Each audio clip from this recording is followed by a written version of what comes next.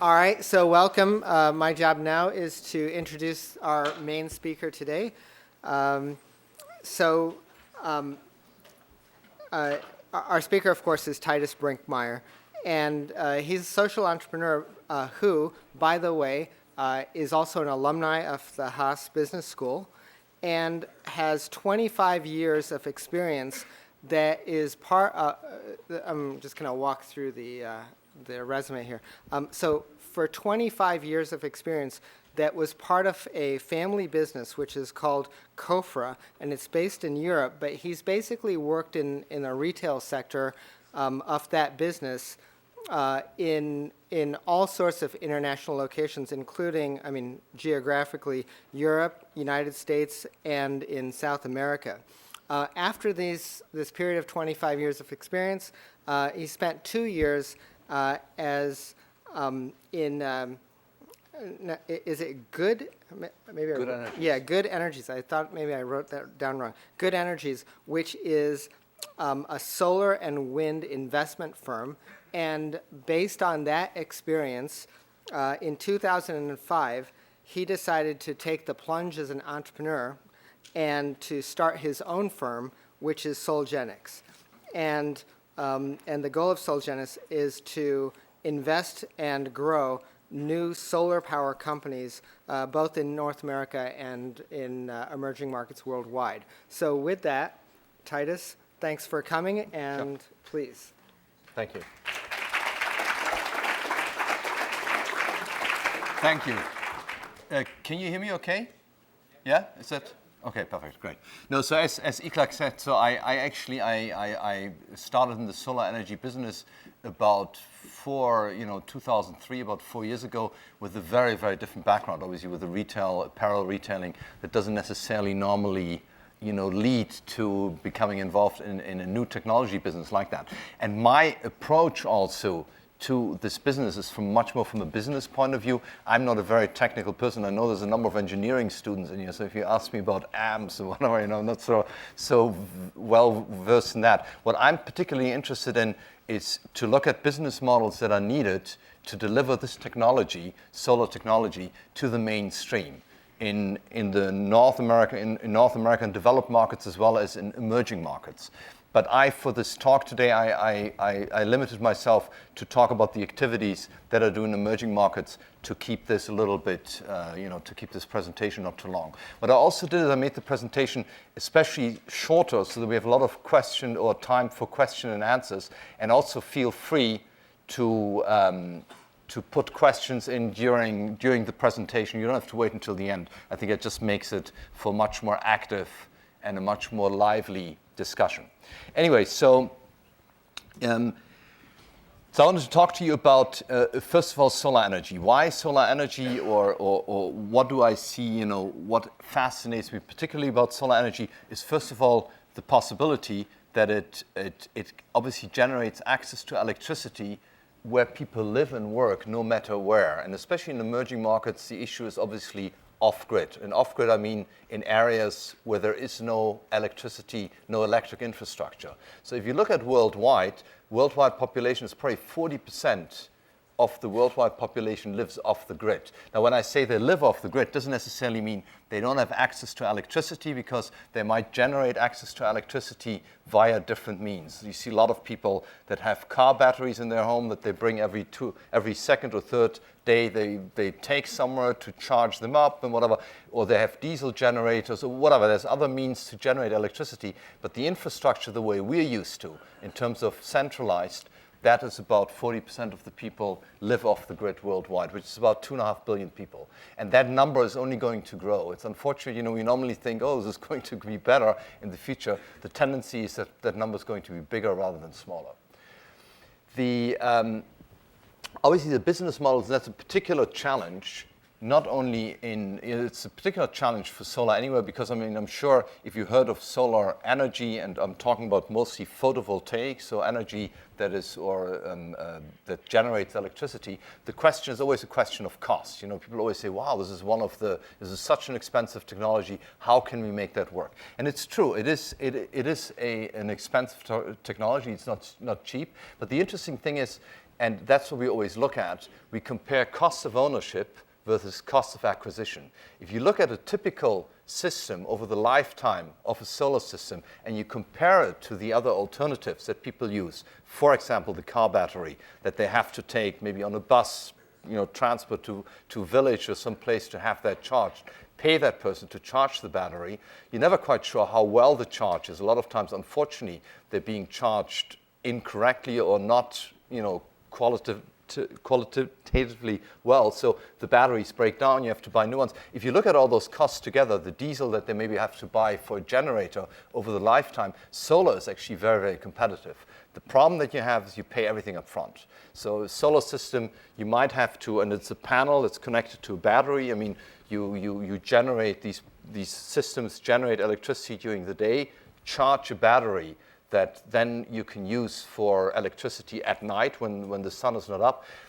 You might have to replace the battery once in a while, but probably every 5th year or so. But for the rest, you pay everything up front. And that's one of the big issues where you get into financing and whatever. How can you lower that threshold for consumers that they can actually afford to get involved and buy a system? And then we obviously look at entrepreneurial businesses with strong and sustainable consumer applications. I mean, first of all, you look at applications where you say, what problem do they solve? Unfortunately, and that was actually for me very interesting when I first got involved in this industry, I thought myself, I said, God, I don't really have a technical background, consumer behavior, I mean, retailing, that's what you discuss day in and day out. What am I going to bring to the table that makes it actually interesting? And it was interesting, just a simple question of asking someone, why will a customer buy your product? And unfortunately, you've still a lot of times got answers from entrepreneurs or from people with a technological orientation saying, but the technology is so great. You go like, yeah, there's maybe a couple of people you can sell it to because the technology is so great. In the end, they only buy it if there is a problem that's going to be solved. So I specifically also look at businesses with sustainable consumer applications so they make sense from a cost point of view, but also businesses that have a number of different applications. So you're not only dependent on one, so you have a number of different legs to stand on so that, if one particular product, lighting or whatever, doesn't work so well, that they have other things that they can rely on. And why solar energy? I mean, I think in terms of, for me, I had a huge promise and a great potential to impact the way we live in the future. And a lot of that is obviously related purely to availability. If you look at a world map today, and you look at the countries with the lowest GDP per capita, the one resource that they nearly all have is they have a lot of sun. I mean, most of them obviously located right around the equator, and the solar resources that they have are just tremendous. So it's basically just a question of how can you harness them and how can you build that into business models that work. The number of applications in solar energy are unlimited. I mean, you find a lot of, here in the US and in Europe, obviously most of the applications are grid connected. People use a solar system on their roofs, on businesses to lower their electricity bill. So it's a different question. It's not a question of getting access to energy, but they use it for lowering their utility bills. And then you obviously have a number of applications in emerging markets, that are off-grid, where, and it's actually not only in emerging markets. I mean, if you look, for example, here in the US, I mean, all the emergency phones on freeways are powered by solar. Most of the infrastructure in terms of the repeater stations for cell phones are also powered by solar because they're mostly in areas that are not very accessible. And it's actually, I heard once in the US, they say from the moment that an installation is more than 10 feet from the electrical grid, it's cheaper to put a solar system in. So in that sense, if you think of repeater station, things like that are so off, so far off or in more remote areas, it makes a lot of sense. And then solar also, it is modular. It can be generated anywhere at any volume. I think most of the solar cells that we probably all saw for the first time were the solar cells that powered calculators. And they were obviously small cells. They also work, and that's a different, it's also technologies are different. These cells work with artificial lights. There's a lot of solar cells where you need daylight for. Those things work with artificial light. But anyway, so the solar cells, for calculators, and you now have systems that, grid-connected systems that can power thousands of homes, solar energy power plants. So there is a lot of different sizes, and you can adapt it very, very well to the need and to the area where you want to generate it. So if I take a look a little bit at the at the typical model, the way how I look at companies and how I approach this. And let me maybe go up front here a little bit. It's a little bit easier to see. So anyway, so first of all, emerging markets.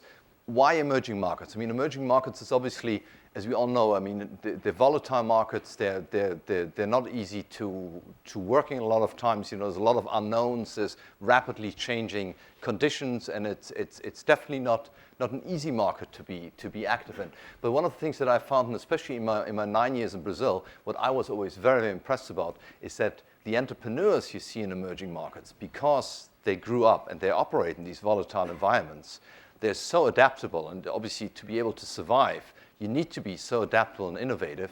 So that always actually impressed me very much, and it always attracted me also very much to those environments, just because of the resources with regards to entrepreneurial resources that are there.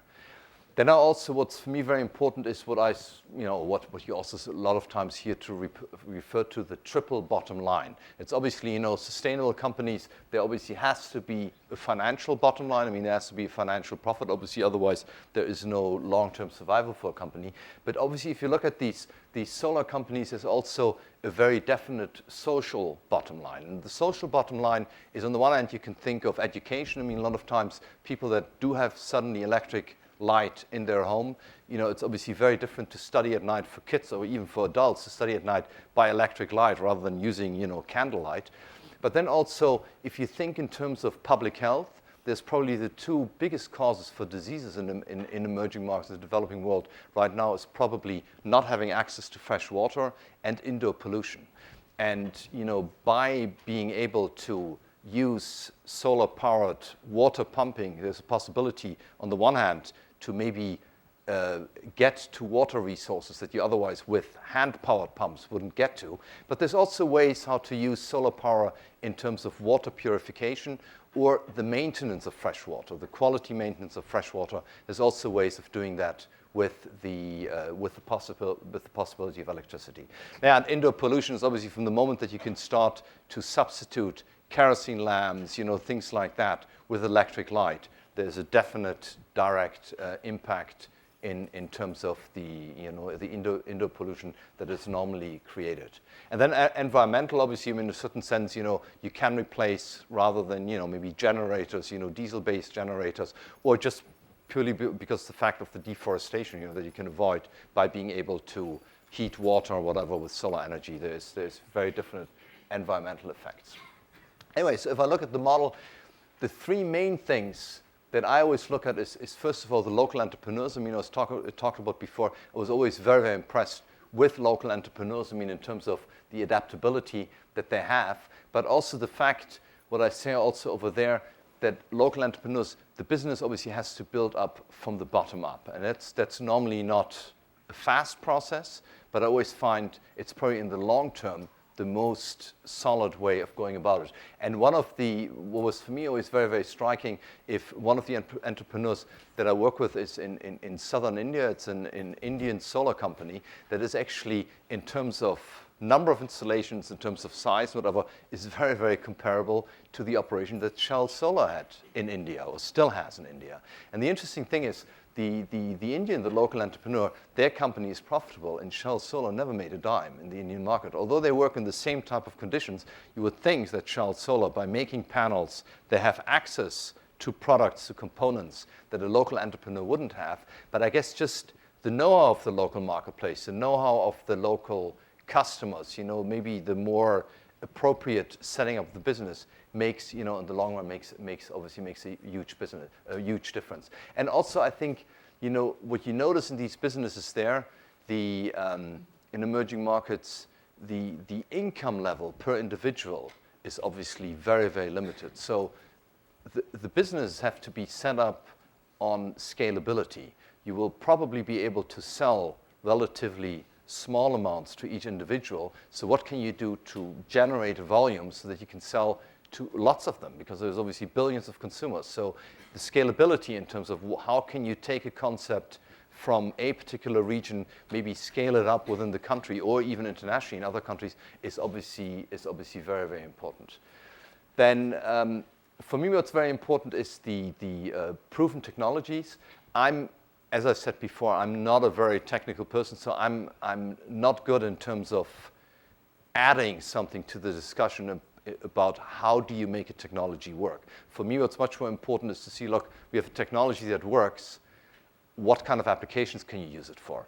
And so in that sense, I typically work with companies that have technologies, and solar obviously is a proven technology. There's a number of applications, as I said, but I normally limit myself very much to that. And then, as I said, innovative applications. I mean, there's a number of ways you can use that. And let me actually go into an example in terms of what I mean with innovative applications. Is one of the companies that I am involved with, a company called United Villages. And again, United Villages is a company. It's actually originally it's based in the United States, a U.S. company, but they're at the moment very, very active in India. They're also in some other countries. And the way how it works, the technology comes originally from MIT. And what they do is they have a prepaid card. They have a store and forward communication technology. And what this company does is they build communication kiosks in rural and remote villages, typically in villages where there are no landlines, there is no cell phone coverage, and mostly they're also off grid. So most of these kiosks are actually solar powered. So how does it work? So a customer comes into one of these kiosks. These kiosks are normally installed. A local business owner owns them. He maybe has a retail store or something, and they add this kiosk to already the operation that he has there in place. A customer will come in. They have a prepaid card. With that prepaid card, they can pay for communication, and they can also pay for purchases. So you go into one of those kiosks. They allow you to do, you can do emails and you can do voicemail. Because as this kiosk is not online, if you send an email or you send a voicemail, that communication goes into a server, and then they have actually here they call it mobile access points. It's basically black boxes. They normally have them on local bus routes or local buses that have this black box installed under the driver's seat. They drive by the kiosk, and the information automatically downloads into the black box, And so this bus drives on, and when they get into a village or into a city where there is coverage, the information uploads, and those emails and those voicemails, they don't go out immediately, but they go out with a 5 or 6 hour delay. But for those people, it's a huge difference, because in the past, what they had to do, they had to get on that bus themselves, to buy something or to communicate with someone. So suddenly, there's a delay of 5 or 6 hours, but it makes a huge difference. And then the other thing is, these local entrepreneurs, obviously by talking to their customers, the point was also, can you sell something this way via the internet? And so the 3 things that they identified, the first thing is train tickets, second fertilizer, and the third thing is medication. So what do they do now? They download websites for these type of products onto the server. They're on the server even if the server is not online. People can order something, and that order will go the same way via that black box, will go out, and then that company will actually deliver those products back to the kiosk in the village. So people that actually before had to get on that same bus that now takes their communication out to buy that train ticket or to buy that medication, they actually never have to leave the village, and and that product will be delivered to their hometown basically. So in a certain sense, what's interesting to see, and that always strikes me also about something like this, is not only the innovative aspect of, or these innovations in terms of the service that they can bring, but how it really changes these people's lives. I mean, I must say, in our case, probably a lot of times when we think of innovations, we think of a cell phone that maybe has another feature or something that works, a computer that works really fast or whatever. For these people, a lot of these innovations, they change their lives completely, and they suddenly have access things that they never had before, and it also changes their view of their reality and the environment that they live in. And one of the examples that I actually had was a year ago. I was in a village in Honduras where this village was probably about 30 years old, where they had half a year before, they had installed solar systems in some of the residences, right? And so people were obviously very, very proud, and we went to one of these residences to take a look. They obviously wanted to show us the electric lights and the appliances that they could now use. We walk into this house, and the walls were so unbelievably white. I mean, it was nearly you walked like into a fridge, right? And I was going, whoa, these are really white, and it was really bright. And I said, yes, but before the walls were always black, obviously, because they used kerosene lights, candles, whatever, Anyway, so we looked at that, we walked into the kitchen, and the walls were not quite as white. They were a little bit, but they were also, but they obviously still had an open stove. But the interesting thing was that they actually had built a hood above the open stove, and a pipe that was taking the exhaust, at least the fumes from that open stove straight through the wall to the outside. So they probably captured maybe 70, 80% of the fumes, not everything. And I asked them, I said, that's interesting. I said, when did you build this hood? I said, the hood we built 2 months after we installed the solar system. And it was a very simple hood, with just materials that they found there. And I said, you could have built this hood 30 years ago. I said, but 30 years ago it didn't make a difference because the walls were black anyway. So you suddenly see how, in terms of that reality changes, they look at their reality differently, and they start changing their world around them. And that is obviously always very gratifying and very good to see. Let me see. So in that sense, again, maybe going back to the entrepreneurs. One of the things that I always found, not only, the obviously the aspect of them being innovative, in what they do in the day-to-day. What for me always was very interesting and fascinating to see the shift of mindset that they can actually cause. Because from the moment that people see, you can actually change your environment, you can do something about the environment you live in, it's sort of a snowball effect. They start with one thing and they change other things, and in a certain sense, local entrepreneurs can actually be a very, very big agent for change in those kind of environments.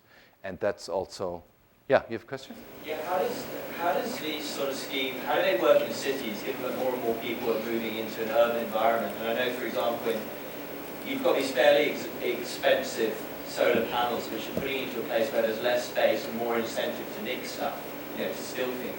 Are there any examples where these are working in cities as well as they're working in villages? Or is this more of a rural phenomenon? You see, there it's actually mostly because the villages normally, they do tend to have access to electricity. So the issue is actually, you see it mostly in those areas, it's more in off-grid kind of environments.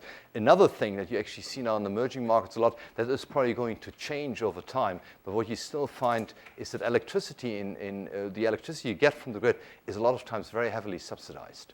And so in a certain sense, these systems are not subsidized. That's the irony of it, that if you buy a system in Europe, if you buy a system in the States, you get a certain amount of investment tax credits, whatever, there they pay 100%, there's no support for that. So a lot of times in the cities, because electricity is subsidized or whatever, you don't actually see it very much.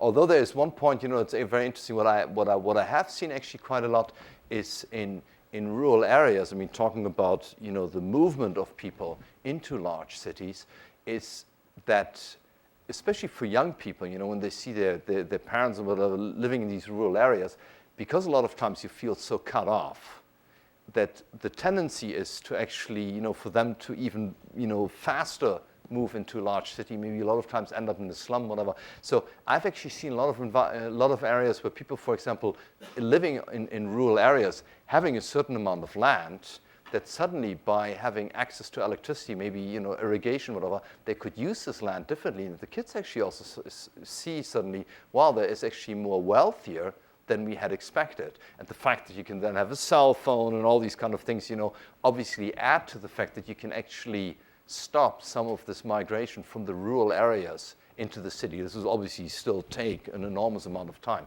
but there is some of that you can see, and some of the governments, I know, for example, in Brazil, the government actually looked at it. They were very supportive because of that, because they suddenly see that there is a certain, there's maybe something with migration that you might be able to stop that way.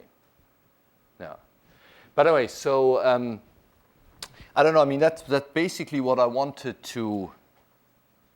That's what I basically wanted to say. I mean, I don't know. Are there more questions or any things that you wanted me to elaborate on?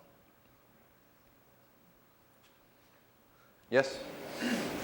I know you said earlier that you don't concentrate on the technical details so much, but seeing as you mentioned that you do concentrate on photovoltaics and that they are expensive, do you look into other solar technologies, direct heating of water or other kind of? No, I mean most of these, most of the companies, there's a lot of solar water heating, that's happening everywhere as well. Because I mean that's obviously in that sense that's very, very cost effective. And as I said, in terms of people are using wood or whatever, natural gas a lot of times, to heat water. That is happening a lot as well. And one of the things that's actually very interesting is that I find that people there, from the moment that you have electricity, and also because you only have a limited supply, you have the battery that you maybe charge during the day, and then at night, you obviously have a limited supply of electricity that you can use. People are much more aware in terms of how much uses how much electricity. I mean, I'm always blown away that people here have like no clue, in terms of the toaster and the computer and the hairdryer, in terms of, how much electricity do we actually use and how much does every individual appliance use. These people get a sense very, very quickly in terms of they're saying, for example, to heat water with electricity is so unbelievably inefficient that they immediately go like, oh, we can afford to actually do this a different way makes much more sense. So you see also again there a snowball effect that people become more aware and look at different ways of doing things differently. So yes. you invest in all of these various solar powered companies around the world. Just walk through kind of like your day-to-day life. Like, how do they find you? Do you go there? How do you make your investment? I mean, talk about the business side of what you're doing. No, I mean the thing is, it's that particular area. I mean, if you look at local companies that actually install solar systems, that have a certain track record, that have been in the business, it's a very, very limited group. I mean, there are really not that many companies around. For example, we started about 2 years ago an alliance of 12 companies, and when I say we, there's a couple of partners of mine. It's actually now a non-profit, but it's an alliance of 12 companies that are in this field in 12 different countries. There's 5 in Latin America, there's 3 in Africa, and 4 in Asia, and in that network, you find that very, very quickly. I mean, you find, they basically all know each other because you have on the one hand, you have the large multinationals that are in this business, and they a lot of times work a little with different type of parameters, right? And then you have these local entrepreneurs, and that number is very limited. So you can actually find people very, very quickly. And a lot of times, yes, it's true. I mean, it's obviously the individual to go there, see what type of installations, what they're doing, how that works. That's basically. I mean, it's in that sense, it's basically a relatively straightforward equity investment, convertible, debt maybe sometimes. What you obviously sometimes have, you have issues with local laws, in terms of, what you can do. And, but it's in that sense, it's pretty straightforward, yeah.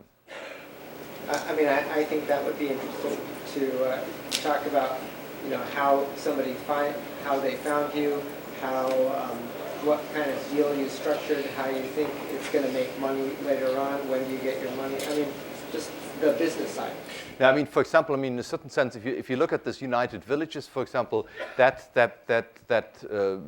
deal, the way how that actually came up is I'm also on the board of Action International, which is a microfinance organization. I mean, they're a non-profit, but they work. I mean, you could say they give technical assistance to microfinance organizations in 28 countries around the world. But they also invest in microfinance organizations, and they invest in enabling technologies, companies that enable microfinance around the world. So they, for example, they were contacted by United Villages, or they got in contact with United Villages, because for United Villages, the entrepreneurs, the local entrepreneurs that buy these communication kiosks that also need the systems, the solar systems to power these kiosks. And for that, microfinance is obviously, it's very important to have that in the mix to see how can you best structure it. And so a lot of times it also comes out of this community that you hear from others, what they're looking at and whatever, because in the end it's a very tight-knit community. What's actually interesting with regards to United Villages, another company that invested with us is UPS. And obviously UPS, they looked at that and they obviously say, look, the business model that we have, the way how we deliver things in the US, in Europe, or whatever in the developed world, that probably doesn't work in these markets because people don't have a personal address. They don't have they don't have this infrastructure. I mean, we can't deliver things the way how we used to here. So they're looking for these centralized delivery points or distribution points in these rural or remote villages where people will come to. I mean, it's sort of like an old-fashioned post office, right? I mean, basically come to pick up a number of different things. And so these distribution networks, distribution points in these villages, I think is going to be more and more important because there's a number of different services that you can add to that. Yeah. But so there's a lot of it. I mean, it's in a certain sense, it's a very tight network. There's a lot of there's some organizations, there's the organizations like the World Resources Institute and whatever, but people that invest in these kind of organizations, and there's a lot of exchange also of ideas, exchange a lot with people, deals or things that they look at. So a lot of that happens as well, that people actually co-invest in some of these organizations, yeah. And one of the things actually that's also very interesting to me, I forgot to mention that, but that whole financing, I had it on the let me just go back to this, on that thing before, the financing part. That is obviously, as I said, through the high cost of solar. I mean, that's a crucial point in terms of how can you make this work. And we actually had a very interesting experience in India, where a solar company, together with a bank, the Self-Employed Women Association, it's a bank in northern India. It's very interesting. It's run by women, for women. So all the entrepreneurs are basically all micro-entrepreneurs. They're all female.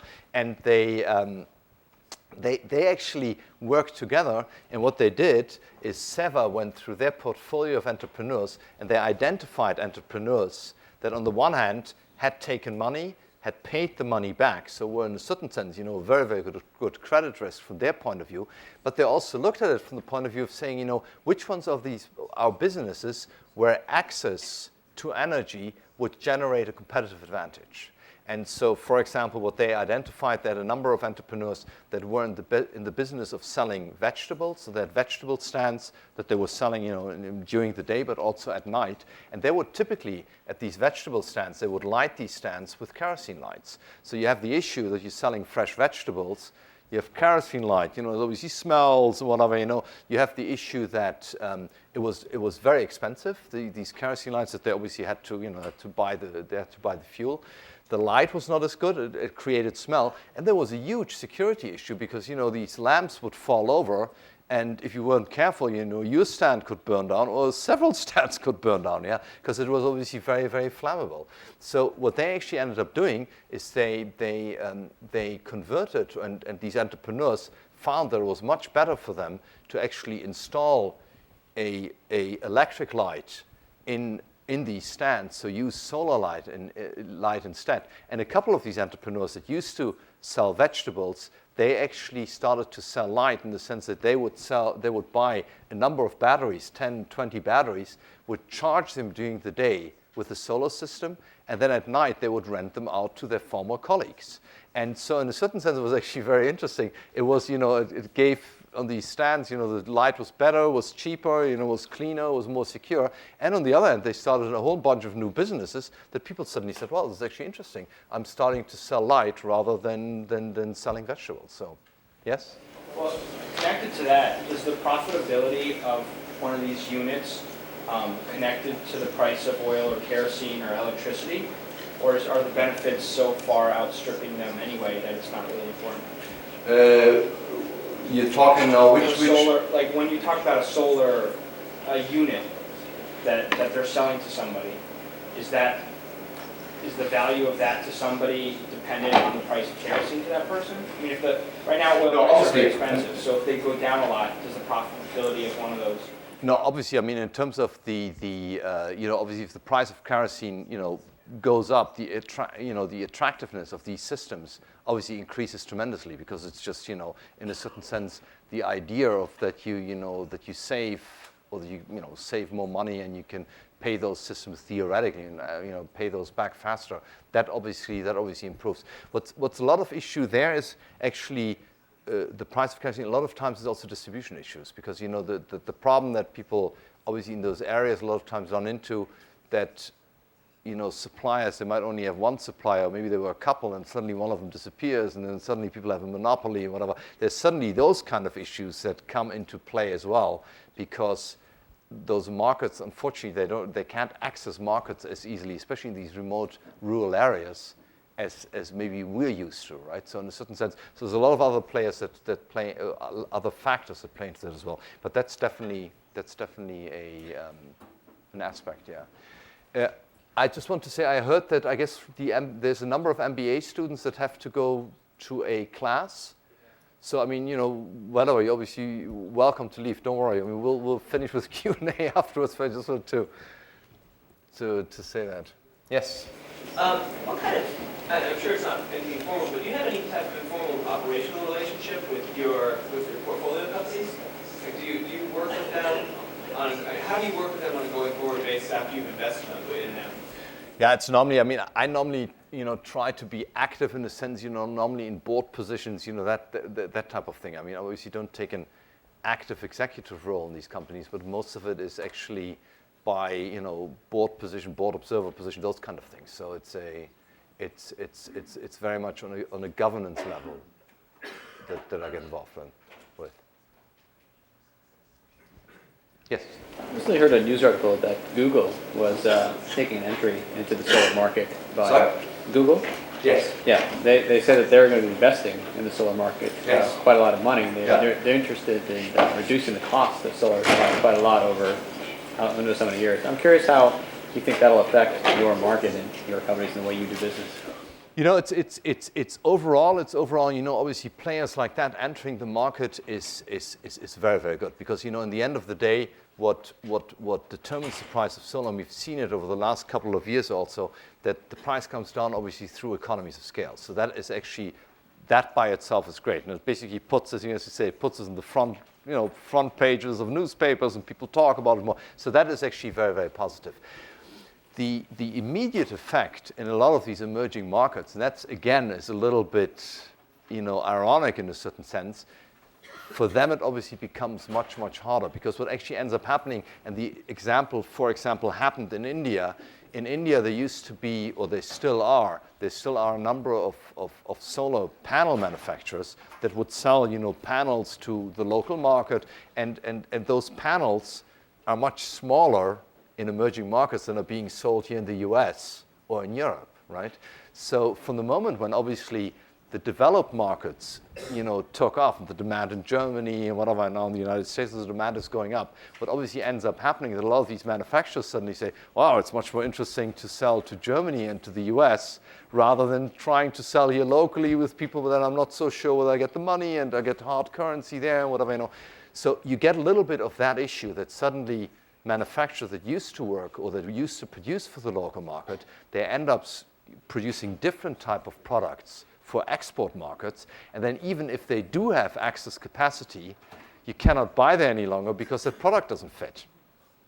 Because it's a different size panel and they're too big. You can't use them. I mean, the people can't afford to buy big panels like that for a solar system in rural India, for example. So there are issues like that are in the short term make it harder, but obviously in the long term it's good for the entire industry and also for those emerging markets. It might take a little bit longer for that effect to trickle down. That is a little bit of an issue. Yeah. Yes? Do you invest in any companies that focus on like aesthetics of solar panels, or is it more social based? That work on aesthetics? Like making them, like beautifying, making them look better. In a certain sense, what's actually interesting, what we normally find, in those markets for a lot of people, the fact just that they have a solar panel, that's already beauty, for them, so they're actually very, very proud. And it's actually a very interesting point in the sense, when you think about it, is there are in solar there are what they call the silicon cells, and there are what they call thin film solar, right? And the thin film is much less efficient, so you need much more space to generate the same amount of power, right? And silicon is much more efficient. So silicon, normally it's also more expensive, is very much used. I mean, it's 90% of the industry, but there's a lot of demand for that in Europe and the United States, for example, because there is an issue of space, right? Because space is limited. So in emerging markets, actually a lot of people like to have thin film because it's a bigger panel. So, you obviously have a bigger thing on your roof, and you feel much better about it, right? Because, it's bigger, and it looks, and it might generate the same amount of electricity as a smaller panel does. But so in that sense, it works actually nearly a little bit differently there than here, because obviously here people would say the smaller the panel, the more efficient it is, the more attractive it becomes, right? And so so actually beauty as such is making them aesthetically look more beautiful. It's not really, that's not a huge issue. Not in emerging markets, no. Yes? So, as an investor, what kind of exits do you seek, if at all, especially with the micro investments that you mentioned? Yeah, obviously, I mean, exit. That's obviously, honestly, I'm obviously in this business. I mean, in a certain sense, I want to help grow businesses, companies in those markets. The time period that you obviously invest in those companies is longer than what you probably would find in a typical fund here in a more developed market here in the US and in Europe and whatever.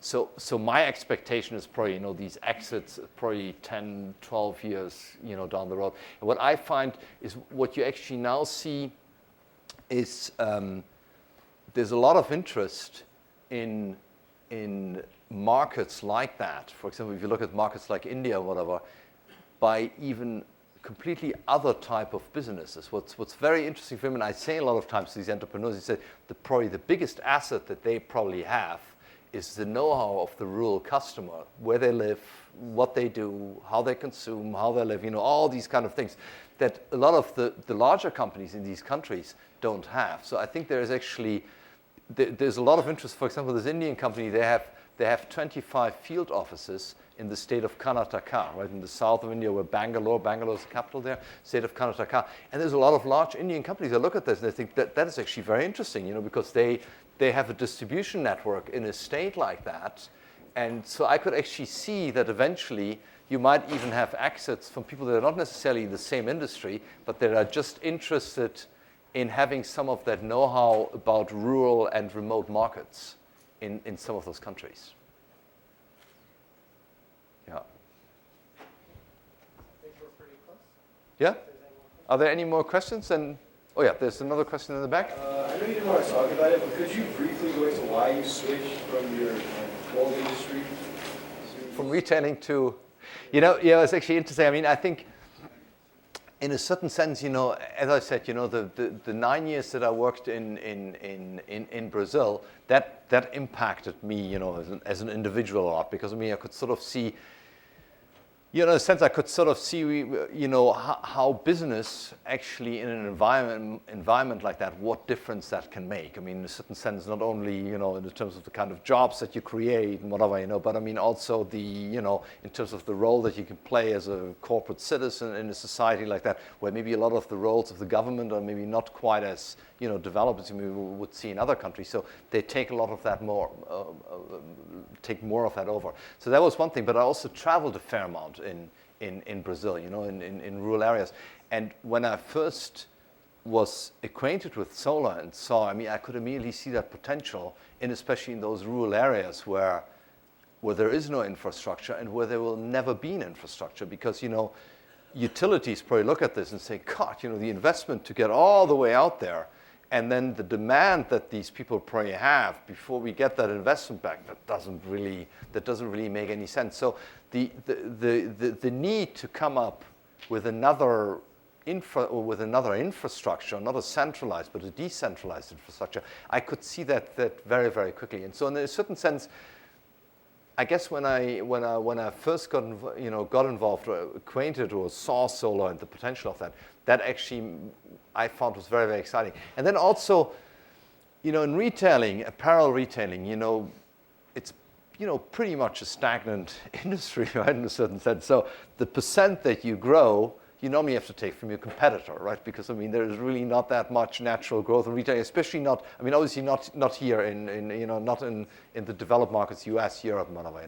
The interesting thing about what strikes me, for example, about the solar industry is if you ask people, you say, what will that industry look like in 5 years? No one has a clue. The thing we mentioned, about Google entering that market yesterday, what was announced yesterday, that could change that industry completely. So, in a certain sense, that is very, very interesting, to suddenly be active in an industry. Industry grows about 35-40% a year. So, just by pure that fact, and that you don't know where it's going to go, it's a much more, in that sense, creative, and also you're much more strategically thinking about something. Whereas before, I felt myself, thinking much more in operational terms because it was fine-tuning, in terms of how do you get that extra percent, from the competitor on the marketplace because, there is really not that much natural growth. So it's just two completely different ways of looking at business, looking at an industry. And I think that's in the end that was really fascinating me about it. Yeah. Yeah, great. If there are no more questions, thank you much for your attention.